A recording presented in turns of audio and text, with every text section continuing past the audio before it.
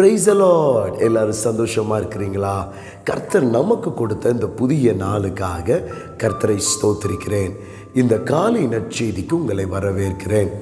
இந்த நாளுக்குரிய வார்த்தையை நாம் கேட்க போகிறோம்.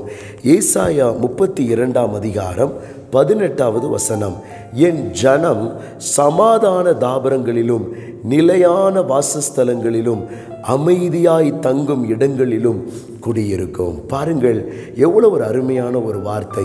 கர்த்தர் தம்முடைய ஜனங்களுக்கு கொடுக்கிற ஒரு வார்த்தை. என் ஜனம் சமாதானமான தாபரங்களிலே, அவர்கள் நிலையான வாசஸ்தலங்களிலே அவர்கள் தங்கியிருப்பார்கள்.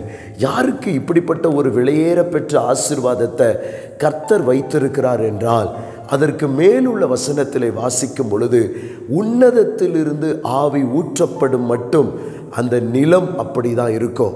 ஆனால் உன்னதத்திலிருந்து ஆவியானவர் ஊற்றப்படும் பொழுது வனாந்தரம் வயல்வெளியாய் மாறும், வயல்வெளி ஒரு காடாய் மாறும் என்று வேத புஸ்தகத்தில் வாசிக்கிறோம்.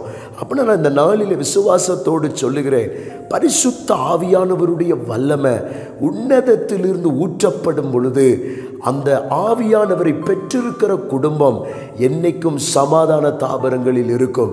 அந்த குடும்பத்திலே நிலையான வாசஸ்தலங்கள் உண்டு. இன்றைக்கி நிறைய பேருடைய வாழ்க்கையில் குடும்பத்திற்குள் பிரச்சனை, குடும்பத்திற்குள் பிரிவினை, குடும்பத்திற்குள்ளே போராட்டம், பல காரியம் இன்றைக்கு குடும்பத்தில் நடந்து கொண்டிருக்கிறது.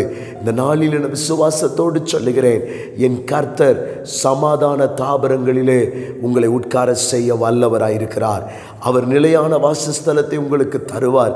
ஏன் இந்த வீடு இப்படி இருக்கிறார், ஏன் என்னுடைய வீட்டில் இப்படிப்பட்ட ஒரு சூழ்நிலை, இந்த சூழ்நிலையினால் கடந்து வர முடியாதா என்று ஏங்கி நிற்கிற ஒவ்வொரு இடத்திலும் என் கர்த்தர் உங்களுக்கு சமாதானத்தை தருவார். My God will give you the divine peace. தேவன் உங்களுக்கு சமாதானத்தை கொடுப்பார். எப்பொழுது? பரிசுத்த ஆவி உங்களை சந்திக்கும் பொழுது. உங்கள் குடும்பத்தில் எல்லாரும் கர்த்தருடைய ஆவியானவரை உயர்த்துங்கள், அவரை மட்டும் நோக்கி பாருங்கள். அவர் இருக்கிற இடம் சமாதானம். உங்கள் குடும்பம் சமாதான குடும்பமாய் ஆவியானவர் மாற்றுவாராக. உங்களுக்கு ஜெபிக்கிற பரிசுத்த பிதாவை, வார்த்தை கேட்ட ஒவ்வொருவரையும் ஆசீர்வதித்து சமாதானத்தால் நிரப்புங்க. இயேசுவின் நாமத்தில் பிதாவே, ஆமென். God bless you.